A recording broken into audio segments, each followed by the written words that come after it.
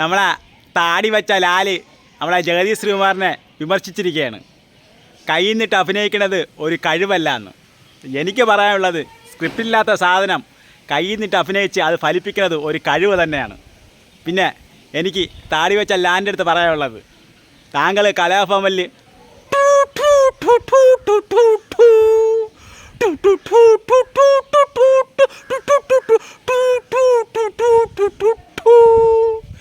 ഇത് ചെയ്തുകൊണ്ടിരുന്ന കാലത്ത് അങ്ങേര് നായകനും കോമഡിയനും 1000-ലേറെ സിനിമയിൽ അഭിനയിച്ച ഒരു വ്യക്തിയാണ്. പിന്നെ നവരസങ്ങൾ മൊത്തം കലക്കി കുടിച്ച ആളുമാണ്.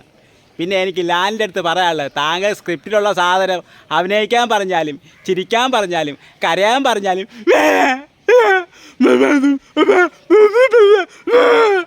ഇത് മാത്രമേ വരൂ.